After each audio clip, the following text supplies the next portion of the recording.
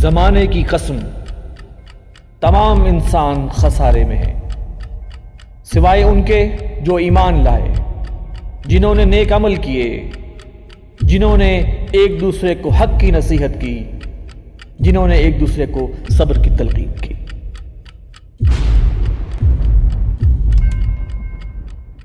بسم اللہ الرحمن الرحیم۔ السلام علیکم ناظرین، آپ دیکھ رہے ہیں پروگرام زمانہ گواہ ہے اور میں ہوں آپ کا میزبان ڈاکٹر حافظ محمد حسیب اسلم۔ آج ہمارے ساتھ شریک گفتگو ہیں جناب ایوب بیگ مرزا صاحب، ناظم نشر و اشاعت اور ترجمان تنظیم اسلامی، اور جناب رضا الحق صاحب، ریسرچ اسکالر تنظیم اسلامی۔ ناظرین، طالبان کو اقتدار سنبھالے 3 ہفتے مکمل ہونے کو آ رہے ہیں اور اب آخری صوبہ پنشیر بھی فتح ہو چکا ہے، اور اب خصوصی طور پر ایک اہم واقعہ سامنے آیا ہے کہ انہوں نے اپنی عبوری حکومت کا اعلان کیا ہے۔ عبوری حکومت کا اعلان کرنے میں انہیں 3 ہفتے لگ گئے۔ اس میں اتنی تاخیر کیوں پیش آئی اور اس تاخیر کے مختلف فیکٹرز کیا تھے، آج ہم اس پر بھی بات کریں گے۔ مزید یہ کہ جو اس حکومت بنانے میں جو انہیں چیلنجز درپیش تھے اور ابھی آگے بھی انہیں مستقل حکومت بنانے میں جو چیلنجز درپیش ہوں گے، مختلف نظریات ہیں جن پر انہوں نے کمپرومائز نہیں کرنا، مختلف جدید تقاضے ہیں جن کو انہوں نے ساتھ لے کر چلنا ہے، مختلف نسلیں، مختلف قومیتیں وہاں آباد ہیں جن سب کو آن بورڈ لینا ہے، ان سب چیلنجز کو وہ کس طرح ساتھ لے کر چلیں گے۔ ساتھ ہم یہ دیکھیں گے کہ اس حکومت بنانے کے مرحلے کے دوران اور خاص طور پر اس کی انوگریشن سرمنی میں انہوں نے اپنے کچھ دوست ممالک کو اس میں دعوت دی ہے، جس میں چائنا، رشیا، ترکی، ایران، قطر اور بالخصوص پاکستان موجود ہیں۔ اس سب کے کیا اثرات ہوں گے، ان کی فارن پالیسی کی کیا لائنز واضح ہو رہی ہیں، اور خاص طور پر اس کے جو اثرات مشرق و مغرب میں پڑ رہے ہیں۔ مشرق میں بھارت جو ہے وہ بہت سیخ پاؤ ہو رہا ہے اس بات سے، ہم اس کو بھی دیکھیں گے کہ بھارت کو اتنی جو پریشانی ہے وہ کیوں ہو رہی ہے، اور ساتھ ہی ساتھ مغرب جو ہے وہ اپنا میڈیا وارفیئر اور اپنی جو ہائبرڈ وار ہے اس کو پورے زور و شور سے جو ہے وہ چلا رہا ہے، تو اس پر بھی ہم انشاءاللہ بات کریں گے۔ آخر میں ہم بات کریں گے کہ جو 20 سال گزرے، امریکی تہذیب اور جدید تعلیم اور جدید نظام زندگی نے وہاں اپنے قدم جمائے، اس نسل پر کیا اثرات تھے، اور طالبان کو اس نسل پر اسلامی احکامات کے نفاذ کے عمل میں کیا ان کو رکاوٹ پیش آ سکتی ہے، اور طالبان کو کس طرح تدریج کے ساتھ اور تاخیری حربوں سے بچتے ہوئے اس کام کو کرنا ہوگا۔ جی جناب ایوب بیگ مرزا صاحب، آپ یہ بتائیے کہ طالبان کو 3 ہفتے ہو گئے ہیں قبضہ کیے کابل پر، اور اس کے بعد سے ابھی تک 3 ہفتے بعد جا کر انہوں نے اپنی حکومت کا اعلان کیا ہے، اس میں اتنی تاخیر کی آخر کیا وجہ ہوئی؟ بسم اللہ الرحمن الرحیم۔ ڈاکٹر صاحب، بات یہ ہے کہ اپنے صحافتی زندگی میں جتنے بھی واقعات دیکھے ہیں، یا آپ کہہ سکتے گزشتہ 40-50 برس میں، ان پر مختلف انداز سے مختلف لوگ تبصرے کرتے رہے۔ فلاں واقعہ ہو گیا، فلاں واقعہ ہو گیا، کوئی جنگ ہو گئی، کوئی تخریبی واقعہ ہو گیا، کوئی امن کا معاملہ ہو گیا، تو مختلف کالم نگار، مختلف رائے دینے والے اپنا تبصرہ کرتے رہے۔ کسی معاملے میں کوئی 50% لوگوں کی بات صحیح ہو جاتی تھی، کسی معاملے میں 70% لوگوں کی بات ہو جاتی۔ میں نے اپنی صحافتی زندگی میں طالبان کا کابل پہ قبضہ ایک واحد واقعہ ایسا دیکھا ہے جس میں 100% کالم نگار، 100% مبصرین، 100% تمام رائے دینے والے ناکام رہے ہیں اس حوالے سے کہ جس طرح قبضہ، جس انداز میں قبضہ ہوا ہے، کسی نے نہیں پریڈکٹ کیا تھا کہ یوں ہوگا۔ یعنی کہ بڑا ان ایکسپیکٹڈلی ہوا، بڑا ان ایکسپیکٹڈلی ہوا، بڑا وقت سے پہلے ہو گیا، اور بڑا پرامن انداز میں ہوا۔ بلکہ میں یہ کہوں گا کہ خود طالبان بھی یہ امید نہیں رکھتے تھے کہ یہ اتنا آسانی سے، اتنا پرامن طریقے سے اور اتنی جلدی سے ہو جائے گا۔ لہٰذا سب سے پہلی وجہ تو یہی ہے کہ ایک کام جو یوں ایک ہنگامی طور پر ہو گیا تو اس کو سیٹل ہونے میں کچھ وقت لگنا تھا۔ پھر دوسری بات یہ بھی تھی کہ آپ کو معلوم ہے کہ افغانستان جو ہے وہ کوئی کسی ایک نسل کا، کسی ایک لسانی گروہ کا ملک تو ہے نہیں، مختلف لسانی گروہ ہیں، مختلف نسل کے لوگ ہیں، تو حکومت بنانے کے لیے ایک اتفاق رائے ڈیولپ کرنے کی ضرورت تھی جس سے سب کی بات سامنے آ جائے اور پورا ایک سب کا مشورہ سامنے آ جائے، اس کے بعد فیصلہ کریں۔ پھر ایک انتہائی اہم بات یہ تھی کہ ابھی ایک پورا صوبہ ایسا رہتا تھا جس پر ابھی قبضہ ہی نہیں ہوا تھا۔ 35 میں سے وہ خود کہہ رہے تھے کہ ہمارے 34 صوبوں پہ قبضہ ہوا ہے، ایک صوبہ پنجشیر جو ہے وہ اس پر قبضہ نہیں ہوا. اور اس صوبے کی بات یہ بھی تھی کہ وہ ایک وادی ہے، وادی پنجشیر. اور آپ کو معلوم ہوگا کہ ماضی میں جب افغان طالبان کو اقتدار ملا تھا ملا عمر کی قیادت میں 1996 میں، تب بھی اس علاقے پر قبضہ نہیں ہو سکا تھا. لہٰذا اس علاقے کا قبضہ بہت ضروری تھا، بہت اہم تھا. اس کے بغیر حکومت کا اعلان کر دینا ذرا پریمیچور تھا. ہاں، لہٰذا انہوں نے میں سمجھتا ہوں بڑا صحیح فیصلہ کیا. ایک تو خود کسی حد تک وہ ذہنی طور پر اسٹیبلش ہوئے، پھر یہ کہ وہ صوبہ بھی اللہ کے فضل و کرم سے اور اللہ کی رحمت سے ان کا اس پر قبضہ ہو گیا. حالانکہ جس طرح کی وہ وادی ہے اور جس طرح کے پنجشیر کے لوگ اگر کوئی باہر سے حملہ کرے تو جس طرح وہ پہاڑوں پر چڑھ کر آنے والے کا مقابلہ کرتے ہیں، بڑا مشکل تھا وہاں قبضہ کر لینا. لیکن بہرحال انہوں نے ہمت دکھائی، اللہ نے مدد کی اور قبضہ ہو گیا. اور اس کے علاوہ ظاہر ہے دیکھیے ایک گھر میں بھی کوئی اہم فیصلہ ہو رہا ہو تو اختلاف رائے سامنے آتے ہیں. کسی کی کچھ رائے ہوتی ہے، کسی کی کچھ رائے ہوتی ہے.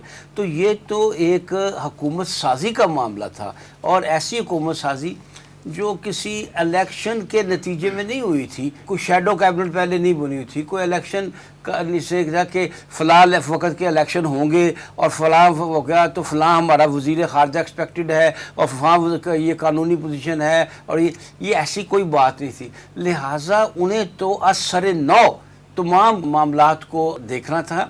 اور یعنی کہ دوسرے معاملے میں تو ایسے ہوتا ہے نا کہ سیٹس پہلے کی ہوتی ہیں، اس پہ بیٹھنے کے لیے بندے بس رکھنے ہیں. جی ابھی تو انہوں نے سیٹس بھی ڈیزائن کرنی ہیں. جی بالکل. کہ کتنی سیٹیں ہوں گی، کون کون سے محکمے ہوں گے، کس کس محکمے کے کس طرح اس کا سسٹم پورا ڈیولپ کرنا انہوں نے. آپ کہہ سکتے ہیں کہ ایک نئی سلطنت مارز وجود میں آئی ہے. اگرچہ حکومت ہی آئی ہے نئی، افغانستان نام کا ملک پہلے بھی تھا، لیکن جس انداز میں بات ہوئی ہے نا، یعنی کہ کم از کم ایک نظام تو بہرحال انہوں نے نیا لے کر آنا ہے. ایک نیا نظام لے کر آنا ہے. اور یہی بات ایک نئی مملکت پیدا ہوئی ہے، اور اس کے لیے ظاہر ہے دوسرے ممالک کی نسبت بہت اس میں فرق پڑا ہے. پھر یہ کہ وہ چھوٹی سی مملکت، پسماندہ ملک، غریب لوگ اور ساری دنیا دشمن، ان ساری چیزوں کو بھی نگاہ میں رکھنا تھا. کیا آپ کا کیا خیال ہے؟ امریکہ وہاں سے نکل گیا ہے تو اب وہ ایک دوست کی حیثیت سے رہے گا، یا برطانیہ تو ابھی تک تانے دے رہا ہے اپنے دوست امریکہ کو کہ تم کیوں وہاں سے بھاگے وغیرہ وغیرہ. تو جرمن نے کہا ہے کہ اگر وہاں اسلامی نظام لائے تو ہم تمہیں ایک پیسہ مدد نہیں دیں گے. سب بانت کی بولیاں بول رہے ہیں، سب مخالفت میں بول رہے ہیں. لہٰذا ان ساری چیزوں کو، ان ساری مخالفتوں کو مد نظر رکھ کر انہوں نے حکومت بنانی تھی، اور بہرحال وہ کامیاب ہو گئے حکومت بنانے میں. اللہ کرے کہ وہ جو اگر کوئی مسائل رہ گئے ہیں، اگر کوئی نمائندگی نہیں ہوئی کسی نسل کی یا کسی طبقے کی، تو وہ بھی ایسا تو نہیں کہ انہوں نے دروازہ بند کر دیا ہے کہ آئندہ کوئی عہدہ نہیں دیا جائے گا.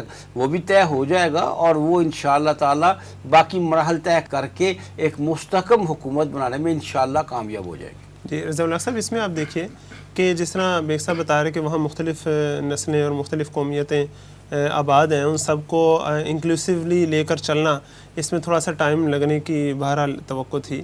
لیکن اگر آپ دیکھیں تو ابھی جو عبوری حکومت بنی ہے اس میں تو مختلف نسلیں اور قومیتوں کو انہوں نے ایڈ نہیں کیا. ابھی تو پیور طالبان نے اپنی ہی جماعت کے جو مین افراد ہیں انہی پر مشتمل ایک عبوری حکومت لے کر آئے ہیں. تو اس کو آپ کیسے دیکھتے ہیں؟ بسم اللہ الرحمن الرحیم. بہت شکریہ ڈاکٹر صاحب. جس آپ نے بات کیا کہ انکلوسیو، دیکھیں انکلوسیو ایک ایسا ورڈ ہے جس کی ڈیفینیشن یا کونوٹیشن جو ہے آج کل مغرب کی کونوٹیشن کو ہی سمجھا جاتا ہے کہ یہ درست ہے. یعنی اس کا وہ تعبیر، اس کا وہ مطلب جو کہ مغرب کی پولیٹیکل سائنس کے مطابق ہو، اس کو سمجھا جاتا ہے پوری دنیا پہ اپلائی کیا جائے گا. اب لیکن ساتھ ساتھ یہ بھی ہمیں دیکھتے ہیں کہ مغرب کے اندر بھی انکلوسیو ہونے کے ایک سے زیادہ مطلب ہوتے ہیں. آپ کوئی بھی جدید مغربی ملک جو کہ اس وقت ترقی یافتہ ملک سمجھا جاتا ہے، چاہے آپ برطانیہ کی مثال لے لیں، امریکہ کی مثال لے لیں، یا جنہوں نے غاصبانہ بھی قبضہ کیا ہوا ہے اسرائیل کی مثال لے لیں، تو کبھی ایسا نہیں ہوتا کہ ان کی حکومت اور اپوزیشن جو ان کے اپنے کوٹ ان کوٹ الفاظ ہیں ان کو اکٹھا کر کے ایک حکومت بنا دی جائے. جی ان کے پاس اپنے پیرامیٹرز ہیں انکلوسیو ہونے کے. سب کو آن بورڈ لیا جائے گا, سب کی رائے کا احترام کیا جائے گا, لیکن حکومت سازی وہی ہوگی جو طاقت میں ہے اور جو زیادہ لوگوں کو ریپرزینٹ کر رہا ہے. یعنی کہ اختیار جو ہے وہ ساروں کے ہاتھ میں نہیں ہوتا, اتھارٹی سب کے ہاتھ میں ہو بھی نہیں سکتی. لیکن یہی چیز جب کسی دوسرے کے اوپر انہوں نے تھوپنی ہوتی ہے, جیسا کہ کچھ دن پہلے پیوٹن نے یہی بات کی تھی کہ امریکہ کو یہ بات سمجھ لینی چاہیے کہ بائی فورس اپنی ڈیموکریسی کسی کے اوپر تھوپی نہیں جا سکتی. اور ویسے بھی ڈیموکریسی ضروری نہیں ہے کہ سب کے لیے ایک بہترین ماڈل ہی ہو. ہر ایک کا ایک اپنا ہسٹری ہوتی ہے, بیک گراؤنڈ ہوتا ہے, کلچر ہوتا ہے, سویلائزیشن ہوتی ہے, ریلیجن ہوتا ہے, اس کے مطابق ہو سکتا ہے وہ ڈفرینٹ طریقے سے باتوں کو لیں. بھی اپنی اپنی انٹرپریٹیشن ہے, لیکن مغرب یہ ڈبل سٹینڈرڈ ضرور استعمال کرتا ہے. وہ طریقہ جو اپنے لیے یوز نہیں کرتا, وہ افغان طالبان کے اوپر زبردستی تھوپنے کی کوشش کرتا ہے کہ آپ ساروں کو آن بورڈ لے کے, جو آپ کے خلاف لڑتے بھی رہے ہیں, جو ہمارا ساتھ بھی دیتے ہیں, یعنی امریکہ کا ساتھ دیتے رہے ہیں, غداری بھی کرتے رہے ہیں, ان کو بھی حکومت کے اعلیٰ عہدوں میں شامل کریں, پھر ہم سمجھیں گے اور ہم تسلیم کریں گے کہ آپ انکلوسیو ہو گئے. اور طالبان نے تو آپ کو پتہ ہے بالکل واضح طور پر کہہ دیا ہے کہ بھی ہم مختلف نسلیں اور مختلف جو قومیتوں کے لوگ ہیں ان کو ہم ساتھ ملانے کے لیے تیار ہیں, لیکن ان لوگوں کو ہرگز نہیں کہ جو امریکہ کے ساتھ مل کے ہمارے خلاف لڑتے ہیں. ایگزیکٹلی, بیکاز اگر ان کو کریں گے بھی تو کچھ ٹائم گزرنے کے بعد جب وہ پروو کر چکے ہوں گے کہ اب ان کی ایلیجنس, ان کی الائنس بدل گئی ہوئی ہے, اب وہ واقعی وفاداریاں بدل گئی ہیں, اب واقعی وہ افغانستان کے لیے, اپنی قوم کے لیے اور اسلام کے لیے, کیونکہ افغان طالبان کی حکومت کا جو انڈر لائنگ لنچ پن ہے سب سے امپورٹنٹ وہ یہی ہے کہ اسلامک شریعت کے بیسس کے اوپر حکومت ہوگی. ماڈل اس کا بعد میں کچھ اور طے کیا جا سکتا ہے کہ کس طریقے سے اسلامک شریعہ نافذ ہو. اور ضیاء الحق صاحب اس میں یہ بھی سمجھتا ہوں کہ تاخیر کی بھی شاید ایک وجہ ہو کہ طالبان کے لیے اب حکومت اور نظام کو کھڑا کرنے کے لیے ان کے پاس دو باتیں ہیں جن کو انہوں نے اکٹھے لے کر چلنا ہے. ایک ان کا نظریہ ہے جس کو انہوں نے ساتھ ساتھ لے کر چلنا ہے, اس پر کمپرومائز وہ نہیں کر سکتے.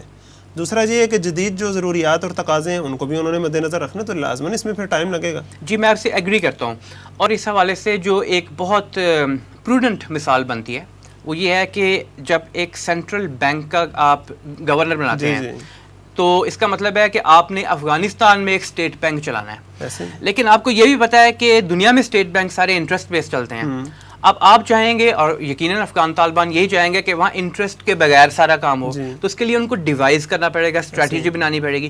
اور یہ بھی بات امپورٹنٹ ہے کہ ضروری نہیں کہ اس کے لیے وہ کہیں اور سے لوگ ہائر نہ کریں جو کہ برین ہے دنیا کی. دنیا میں اکنامکس کی برینز موجود ہیں جو کہ اسلامک بینکنگ کے اوپر اور فائنانس کے اوپر کام کر رہے ہیں, وہ ان کو بھی بلائیں گے.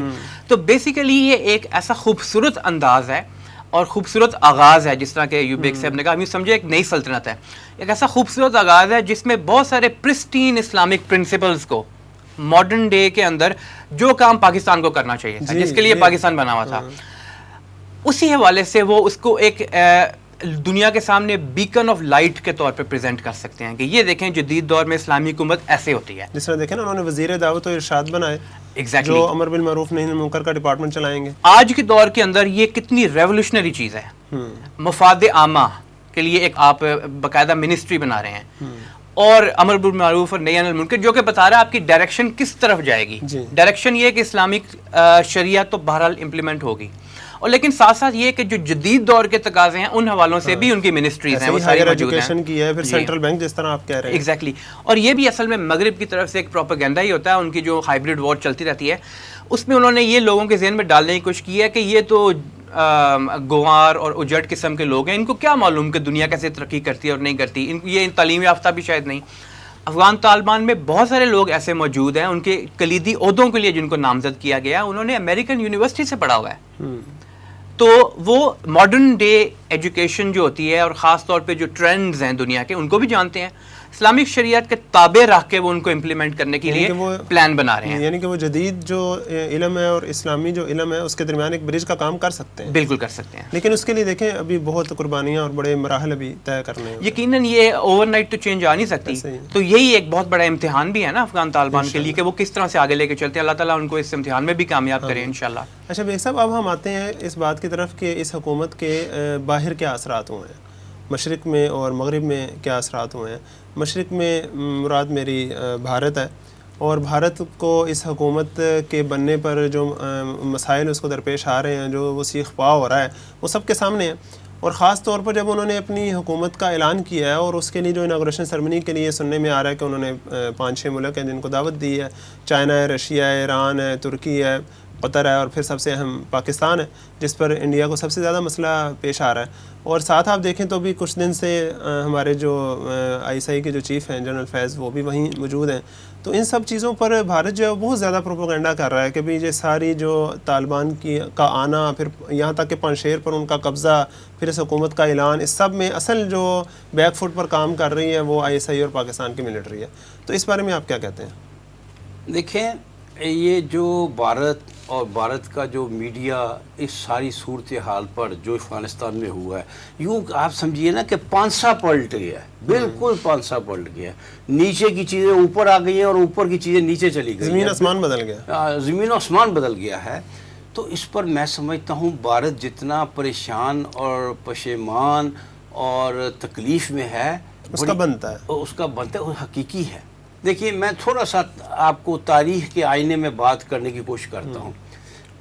جب تقسیم ہند ہوئی تو ظاہر ہے پاکستان اور انڈیا بنے تو پاکستان نے اپنا رخ ویسٹ کی طرف رکھا اور انڈیا نے اپنا رخ کسی حد تک سوویت یونین کی طرف رکھا، اگرچہ وہ غیر جانبداری کا دعویٰ بھی کرتے رہے لیکن رکھا.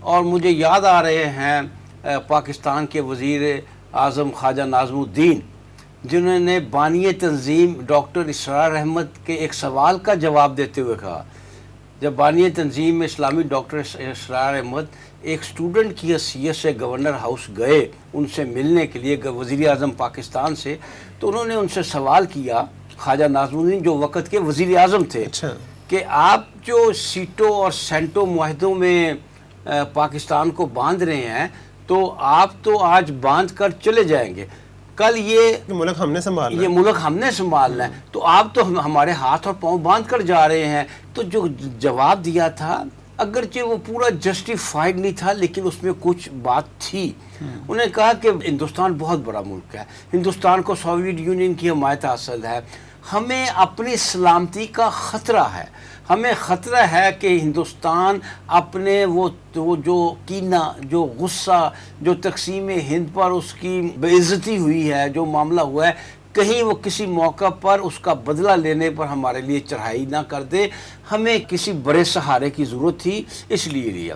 ان کے بڑے خوبصورت الفاظ تھے نا کہ پنڈت نہرو تو نہیں چاہتے نا کہ پاکستان قائم رہے، تو اب ہمیں کوئی تو سہارا چاہیے نا، کوئی تو سہارا چاہیے. تو یہ بات اگر 100% نہیں تو کسی حد تک درست تھی کہ پاکستان کو سہارے کی ضرورت تھی. لیکن آپ نے نتیجہ کیا دیکھا؟ اب ساری تاریخ کو دہرا لیجئے.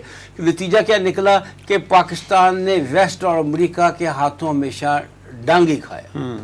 یہی کام انڈیا نے 21ویں صدی میں کیا، ایک ہی ٹوکری میں سارے انڈے رکھ دیے اور اس نے اپنے تعلقات امریکہ سے اتنے گہرے کیے، کبھی پاکستان کے تعلقات بھی اتنے گہرے نہیں تھے. اس نے انڈیا کے ساتھ ایسے معاہدات کیے کہ وہ ایک قسم کا امریکہ کا محتاج ہو کر رہ گیا. میں آپ کو بہت سے معاہدات گنوا سکتا ہوں. اس نے اپنے آپ کو امریکہ کے ساتھ یوں جوڑ لیا جیسے وہ امریکہ کا جزو لا ینفک ہے. جیسے بیگ صاحب آپ دیکھیں اسی دور میں پاکستان کی جو فارن پالیسی ہے وہ چینج آپ نے اس میں دیکھا کہ وہ امریکہ سے تھوڑا سا ہٹنے لگ گئی. اچھا، اس نے امریکہ کے ساتھ اس طرح اپنے آپ کو جوڑ لیا. اب اس لیے کہ بھارت تو یہ سمجھتا تھا نا کہ باوجود اس کے کہ وہاں ایک سٹرگل چل رہی تھی افغان طالبان کی، امریکہ کے خلاف، امریکہ کی آکوپیشن کے خلاف، لیکن کہاں جی امریکہ جیسی طاقت کو کون شکست دے سکتا ہے، کون اس کو باہر نکال، لہٰذا اس کا بازو تھام لو اور ہمیں کسی اور کی ضرورت نہیں. اس نے کیا کیا؟ تمام ہمسایوں سے، اس پاکستان سے نہیں، اپنے تمام ہمسایوں سے اپنے تعلقات خراب کر لیے. میں نے لفظ استعمال کیا ہے ایک ہی ٹوکری میں سارے انڈے اکٹھے کر دیے. اس کے نیپال سے تعلقات خراب ہو گئے، بنگلہ دیش کے ساتھ خراب نہیں ہوئے لیکن نیوٹرلائز ہو گئے، اتنے دوستانہ نہیں رہے جیسے پہلے تھے. میانمار کے ساتھ خراب ہو گئے، مالدیپ کے ساتھ خراب ہوئے، پاکستان کے ساتھ تو خراب تھے ہی. یعنی چائنا کے ساتھ آپ دیکھیں نا، امریکہ کے ساتھ تو باقاعدہ دشمنی لے لی اس امید میں کہ جب میں چائنا کے ساتھ دشمنی لوں گا تو امریکہ تو میرے ہماری دوستی مزید پکی ہو جائے گی، امریکہ تو میرے پاؤں میں آ گرے گا. یہ ساری چیزیں اس نے غلط کام کیا بھارت نے اور سارا انحصار امریکہ پر کر دیا. اب امریکہ ہو گیا کیا کہوں افغانستان میں الٹا ہو گیا. امریکہ افغانستان میں بری طرح ہارا، بری طرح شکست ہوئی، خدائی مار پڑی، بالکل خدائی مار پڑی اور امریکہ وہاں سے بھاگا. دیکھیں امریکہ نے انڈیا کو کہا تھا کہ ابھی تو انڈیا نے وہ بات نہیں مانی, اگر وہ بات مان لی ہوتی نا تو اس وقت انڈیا بھی انڈیا سے بھاگ گیا ہوتا. امریکہ نے مطالبہ کیا تھا کہ بھارت اپنے کوئی فوجی بھیجے افغانستان میں آج سے 2 سال پہلے. وہ تو ویسے بھی بزدل قوم ہے, اس نے اس لیے بھی نہیں بھیجے کون لڑے گا جا کے, وہ اپنے نہیں لڑتے, کسی کے لیے کیا لڑیں گے, تو اس نے نہیں بھیجے. لیکن یہ اس کا سارا نتیجہ ہے کہ جب اس نے سارا ایک ہی ملک پر ایک ہی طاقت پر سارا انحصار کر لیا اور وہ طاقت جو ہے وہ خود لڑکھڑ آ گئی, اب ان کے سے کہتے کوئی والی وارث نہیں ہے. تو لہٰذا انڈیا کا پریشان ہونا بڑا قدرتی ہے, بڑا صحیح ہے. پھر انہوں نے ایک بہت بڑا مارکا مارا تھا کہ وہ پاکستان کی شمال مغربی بغل سے پاکستان کے خلاف تمام کارروائیاں کریں گے اور پاکستان کو چین سے نہیں بیٹھنے دیں گے. انہوں نے 17 عدد وہاں کونسل خانے کھولے تھے, انہوں نے کئی ارب روپے کی سرمایہ کاری کی ہوئی تھی, سب ڈوب گئی, سب ختم ہو گئی. ان کو سڑکیں بنا کے دیں, ان کو ان کی بلڈنگیں بنا کے دیں, پرائم یونیورسٹیز بنا کے دیں, منسٹر پارلیمنٹ ہاؤس بنا کر دیا, جس میں اب طالبان بیٹھیں گے وہ بنا کے انہوں نے دیا. تو اس میں اس کی پریشانی ان کی جائز ہے اور نتیجہ اپنی غلط پالیسی کا ہے. اور یہ میں کہوں گا کہ شاید پاکستان اور پاکستان کی حکومت یا پاکستان کی اسٹیبلشمنٹ کی اتنی دانشمندی نہیں ہے جتنا اللہ کا فضل ہے, جتنی اللہ کی خصوصی رحمت ہے. اس نے سارا پانسا ہی پلٹ دیا, جو کچھ انہوں نے کیا تھا, جو گڑھا کسی کے لیے کھودا تھا وہ خود اس میں گر گیا. اور ویسے بھی دیکھیں نا, پاکستان کا امریکہ سے تھوڑا سا دور ہونا, اس میں بھی ایک بڑا اہم فیکٹر یہ بھی ہے نا کہ انڈیا کی جفیاں بہت زیادہ اسے ڈالی. جی انڈیا, دیکھیے پاکستان خاص طور پر پاکستان کی جو اسٹیبلشمنٹ ہے وہ تو ہمیشہ اس کی پالیسی تو ہمیشہ انڈیا فوکس ہوتی ہے. انڈیا یہ کر رہا ہے تو ہم یہ کریں گے, انڈیا یہ کر رہا ہے تو ہم یہ, انڈیا جس کا دوست بنیں گے اس کا ہم دشمن بنیں گے, انڈیا جس کا دشمن بنے گا ہم اس کے دوست بنیں گے. تو انڈیا جب چائنا کا دشمن بنا تو پاکستان چائنا کے قریب آ گیا. انڈیا جب امریکہ کا دوست بنا تو پاکستان امریکہ سے. تو یہ تو یہ اللہ تعالیٰ نے پاکستان کو امریکیت سے بچایا ہے, اس استعماری قوت سے بچایا ہے جس کے بارے میں ہینری کسنجر نے جو کہا ہے کہ امریکہ کی دوستی امریکہ کی دشمنی سے زیادہ بری ہے. اللہ نے ہمیں بھارت کی حماقت کی وجہ سے ہمیں اس سے بچا دیا. ڈاکٹر صاحب آپ کی اجازت سے ایوب بیگ صاحب جس طرح فرما رہے تھے اس میں چند ایک چیزیں ایڈ کرنا چاہوں گا. دیکھیے ایک تو یہ ہے کہ ہمارے ISF چیف وہاں پہ موجود ہیں. پوری دنیا میں جو مختلف جنگی پالیسی اپنائی جاتی ہیں اس میں ہائبرڈ وار بہت زیادہ ہے, اور انڈیا کی ہائبرڈ وار افغانستان کے خلاف بھی اور افغانستان سے پاکستان کے خلاف بھی بڑے عرصے سے چل رہی تھی, سب کو معلوم ہے اس بارے. اور کلبھوشن یادو وغیرہ تو پکڑے گئے, لیکن ساتھ ساتھ ایوب بیگ صاحب جس طرح فرما رہے تھے وہاں ان کے جو کاؤنسل خانے تھے وہ اس کی بہت بڑی زندہ مثال تھی. تو جیسے جیسے افغان طالبان نے کنٹرول حاصل کیا اور بہت جلدی حاصل کر لیا, تو آپ یہ دیکھیں گے وہاں پہ مکمل ایک شفٹ آ گئی, shift in policy, shift in government, even intelligence کے اندر. اب جو افغان طالبان کے ایک نمائندے ہیں, یعنی افغان طالبان کی طرف سے اپوائنٹ ہوگا NDS کا چیف. اب دیکھیں کتنی بڑی چینج ہے, شفٹ ہے. وہ NDS جو کہ اشرف غنی کی NDS تھی وہ را کے ساتھ مل کے کام کرتی تھی, لیکن جو افغان طالبان کی NDS ہوگی اس نے اپنے مفادات اور اپنے علاقے میں اپنے جو دوست اور برادر ممالک ہیں ان کے مفادات کو ساتھ لے کے چلنا ہے, جس میں پاکستان بھی شامل ہے. اور جس طرح آپ نے نام لیا نا پہلے کہ چائنا ہے, رشیا ہے, اس کے بعد ایران ہے, پاکستان ہے, ترکی ہے, قطر ہے, ان سب کو تو انوگریشن پہ وہ بلائیں گے نا. یہی چیز ایک فالٹ لائنز کو بھی شو کر رہی ہے کہ جو افغان طالبان کے لیے کون سی فالٹ لائنز بن رہی ہیں. وہ ایک کیمپ کو سمجھ رہے ہیں کہ یہ ہمارے ساتھ ہوں گے, ہمارے ہیلپ کریں گے, پہلے بھی ہمارے ساتھ رہے ہیں. دوسرا کیمپ جو ہے وہ ہمارا دشمن رہا ہے, اس نے ہمارے ساتھ دشمنی نبھائی ہے پورے طور پر. اور صاحب اس میں دیکھیں نا, جیسے ہی طالبان نے یہاں اپنا اقتدار سنبھالا, اب انڈیا کم از کم اسی وقت ہی تھوڑی عقل کرتا. اس نے اس کے بعد بھی اپنا پروپیگنڈا میڈیا پہ جو کچھ جاری رکھا کہ طالبان کو یہ بھی کہنا پڑا کہ انڈیا کو کوئی مسئلہ ہے تو سفارتی طریقے سے بات کرے. یہ میڈیا پہ اس طرح جو ہے وہ ایک بدتمیزی کی فضا برقرار رکھنا درست نہیں ہے. جی بالکل درست بات آپ کی. ایک تو انڈین میڈیا جو ہے وہ جس کو گودی میڈیا آپ کہہ سکتے ہیں, ان کی یہ ایک طرح ہے کہ وہ طریقہ ہی یہ یوز کرتے ہیں. اور وہ ان کی جو اپنی پچھلے کچھ عرصے سے جب سے BJP حکومت میں آئی ہے, ان کی پالیسی ایسے ہی رہتی ہے کہ وہ بہت زیادہ دوسروں کو تنگ کرنے کے لیے اپنے میڈیا کو استعمال کرتے ہیں. اس سے نقصان ان کو ہوتا ہے یقیناً. اور دوسرا ان کو یہ بھی بات پتہ ہے کہ at the end of the day بہرحال افغان طالبان کی حکومت ایک انتہا پسند ہندو حکومت کے ساتھ مل کے چل نہیں سکتی کبھی بھی. ان کی قربت ہو نہیں سکتی, نیچرلی پاسبل نہیں آئی ہے. تو بہرحال وہ اپنی طرف سے بھی کوشش کرتے ہیں کہ ہم اس کو ملائن کرتے رہیں زیادہ سے زیادہ. اوپر سے اور بات کریں گے کہ جی ہم ٹھیک ہے ملنے کے لیے تیار ہیں, ساتھ چلنے کے لیے تیار ہیں, لیکن ساتھ ساتھ اپنے میڈیا کے ذریعے دوسرے طریقوں سے جو بھی ان کے پاس پروپیگنڈا کے جو میتھڈز ہوتے ہیں ان کو یوز کرتے ہیں. اور جہاں تک ہمارے ISI چیف کا وہاں موجود ہونے کا تعلق ہے, تو افغان طالبان نے انوائٹ کیا ہے, تو آپ کو انوائٹ جب کیا تو یہ مداخلت تو نہیں ہے, یہ تو دو برادر ممالک کے لوگ اکٹھے ہو کر اور ان کے جو سینٹرز آف پاور ہیں وہ اکٹھے ہو کر بہت ساری چیزیں ڈیسائیڈ کریں گے. اور ایسا نہیں ہے کہ چائنا کے, رشیا کے, ایران کے, قطر کے یا ترکی کے لوگ وہاں موجود نہیں ہیں, وہ تو ایک کیمرہ لے کے اب ہائی لائٹ کر دیتے نا, ہاں, اور کھل کے سامنے آئے. یہ بھی ایک اچھی مثال ہے کہ چھپ کے ملاقات نہیں کی. CIA کا جو چیف آیا تھا چھپ کے ملاقات کی, اس نے ڈر گیا, یہ بھی بتانا گوارا نہیں کیا کہ میں یہاں آ کے یہاں سے نکلنے کے لیے کوئی بات کر رہا ہوں. لیکن پاکستان کے ISI چیف یہاں گئے ہیں, بابنگے دوہل گئے ہیں, ٹھیک ہے, وہاں پہ انہوں نے بلایا, انوائٹ کیا ہے, تو everything is well and good. اسی طرح ڈاکٹر صاحب آپ کے علم میں ہوگا کہ یہ پنجشیر کے اوپر جب افغان طالبان نے اپنا آفینسو شروع کیا اسی وقت سے یہ بات آنی شروع ہو گئی, اور یہ انڈین اور انٹرنیشنل میڈیا سے آئی کہ پاکستان اس کے اندر انوالوڈ ہے, ڈائریکٹلی انوالوڈ ہے. پاکستان کے ڈرونز اس کے اندر جا رہے ہیں,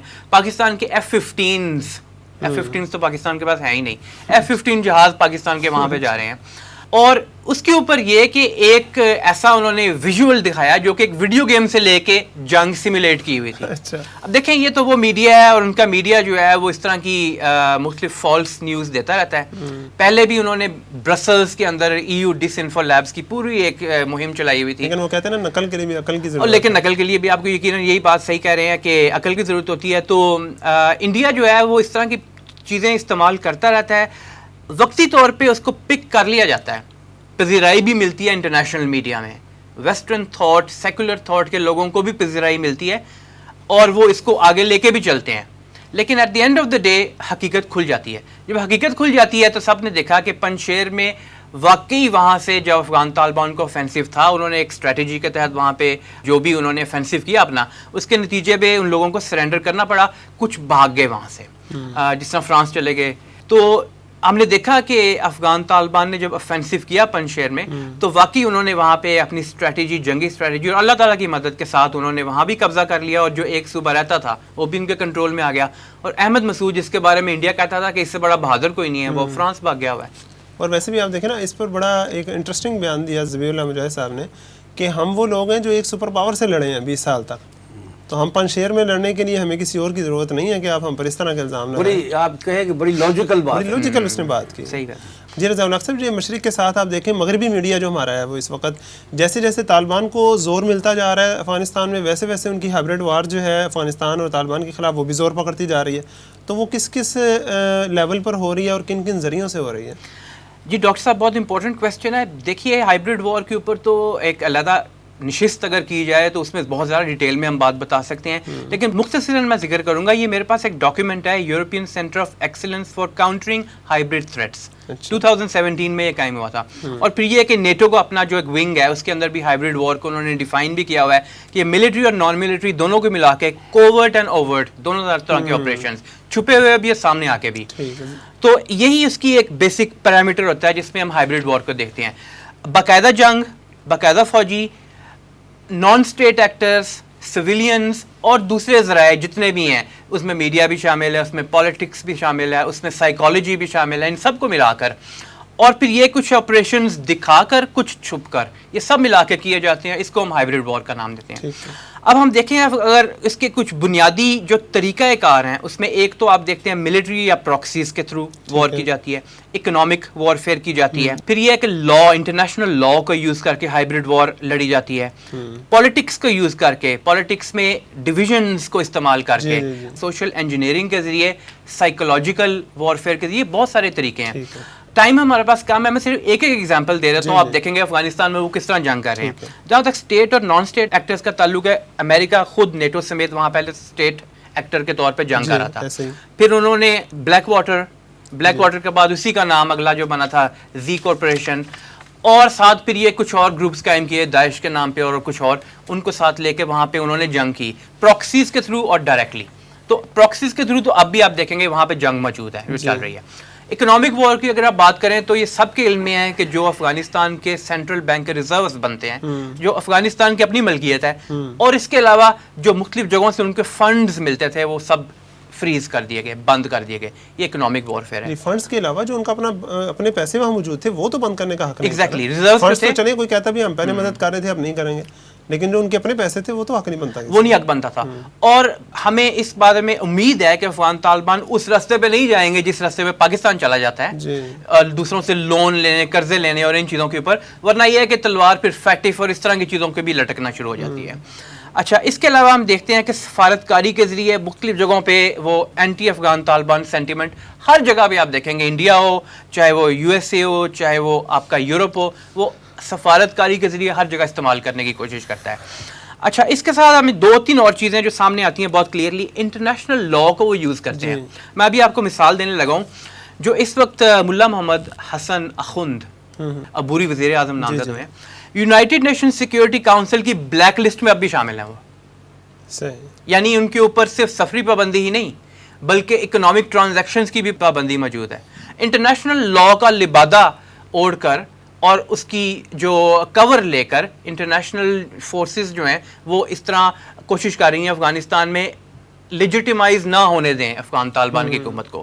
کہا جاتا ہے کہ یہ جو سراج الدین حقانی صاحب ہیں جو کہ ان کو کلیدی عہدہ دیا گیا یقیناً, اور ان کے بارے میں یہ امریکہ کی ایف بی آئی کے اندر یہ ہے کہ یہ 5 ملین کا ان کی باؤنٹی مقرر کی ہوئی ہے, ہیڈ منی جسے کہتے ہیں, اور اس طرح کی بہت ساری اور مثالیں, سر کی قیمت لگائی ہوئی ہے.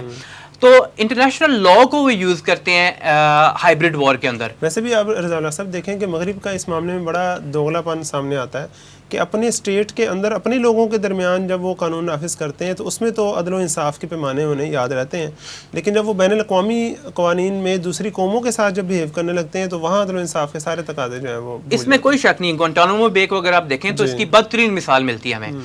وہاں پہ آپ نے 2 دہائی سے لوگوں کو قید کیا ہوا ہے, کوئی ان کے اوپر کیس نہیں. کیس صرف وہی ہے جو آپ نے بنا کر چھپ کر ان کو وہاں پہ قید میں رکھ دیا, سالٹری کنفائنمنٹ میں. ایون ملٹری کورٹ میں بھی کیس نہیں چلا ہوا. تو ایسی بہت ساری مثالیں ہیں. پھر یہ ہے کہ ہائبرڈ وار میں وہ پولیٹیکل وارفیئر بھی استعمال کرتے ہیں. پولیٹیکل وارفیئر یہ ہے کہ دیکھیں یہ تو پشتون ہیں جنہوں نے قبضہ کر لیا ہے, کوئی دوسرا ہے نہیں. حالانکہ چیف آف آرمی اسٹاف جو لگایا جا رہا ہے قاری فصیح الدین, وہ بدخشانی ہے اور ان کو چیف آرمی اسٹاف لگایا جا رہا ہے. اور اسی طرح آئندہ آ کے بھی وہ ازبک لوگوں کو بھی, تاجکوں کو بھی اس میں حصہ بنائیں گے گورنمنٹ کا. بھی تو بری حکومت ہے. اور ساتھ یہ کہ آج کل آپ دیکھتے ہیں سائیکولوجیکل وارفیئر بھی بہت زیادہ, میڈیا کے ذریعے ملائن کرنا, این جی اوز کے ذریعے ملائن کرنا, ان کی آئیڈیالوجی کو بار بار یہ ثابت کرنا کہ یہ غلط ہے. ویسٹ کی آئیڈیالوجی کو سامنے رکھ کے کہنا کہ یہ اصول ہے, یہ پیمانہ ہے جس کے مطابق افغان طالبان کو حکومت بنانی چاہیے. بھائی وہ اسلامی حکومت قائم کرنے کے لیے 20 سال سے جدوجہد کر رہے ہیں, اس کے مطابق رہ کر وہ سارے اپنے اصول و ضوابط اپنے بنائیں گے جو بھی حکومت کے ہیں, ریاست کے چلانے کے ہیں. تو اس میں ان کے اوپر کوئی بائنڈنگ نہیں ہے کہ وہ مغرب کے جو معیارات ہیں اس کے مطابق کریں. ان کا اپنا ایک معیار ہے, اس کے مطابق ہی کریں گے. تو کہنے کا مطلب یہ ہے کہ ہائبرڈ وار پہلے بھی چل رہی تھی, اب بھی چل رہی ہے, تو وہ کوشش کرتے رہیں گے. تو بہرحال یہ ہے کہ افغان طالبان جو ہے اس کو کاؤنٹر کرنے کی کوشش کر رہی ہیں. ہماری دعا ہے کہ اللہ تعالیٰ ان کو اس میں بھی کامیاب کرے.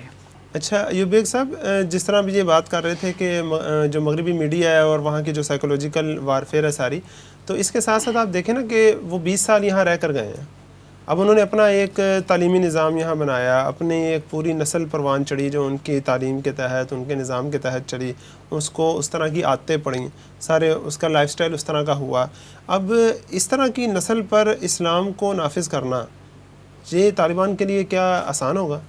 ڈاکٹر صاحب, یہ صورتحال افغانستان میں شہروں میں ہے. اور آپ کہہ سکتے ہیں ان شہروں میں کابل میں سب سے زیادہ ہے کہ کابل ان کا مین شہر ہے, دارالحکومت بھی اور مین شہر بھی, اور امریکی فوجیوں کا اور امریکی سامراج کا وہاں فوکس بھی تھا. ظاہر ہے اس کے نتائج نکلیں گے. بات یہ ہے کہ یہ تعلیم, یہ تہذیب, یہ چیزیں بہت زیادہ اثر انداز ہوتی ہیں. میں پہلے آپ کو یہ بتاؤں کہ سیکنڈ ورلڈ وار میں جاپان ہار گیا, اتحادی جیت گئے, تو ٹیبل پر بیٹھے تو جاپانی مفتو تھے, اتحادی فاتح تھے. اتحادی جو شرائط کہتے تھے جاپانی کہتے ٹھیک ہے, لیکن جاپان کے بادشاہ نے ایک بات، وہ بادشاہ کہلاتا تھا ان کا، ایک بات واضح کر دی کہ ہمیں آپ کی تمام باتیں قبول ہیں، آپ فاتح ہیں، ہم مفتو ہیں، آپ نے قبضہ کیا ہے، ہمیں شکست ہوئی ہے، آپ کی تمام باتیں قابل قبول ہیں، لیکن ہم ایک بات کسی صورت نہیں تسلیم کریں گے، ہم اپنا نظام تعلیم نہیں چینج کریں گے، باقی سب آپ کا۔ صحیح، تو اصل بات یعنی یہ کہ ہے، آپ نے ہماری نسل کو فتح کر لی ہے لیکن اگلی نسل ہم آپ کے ہاتھوں میں نہیں دیں گے۔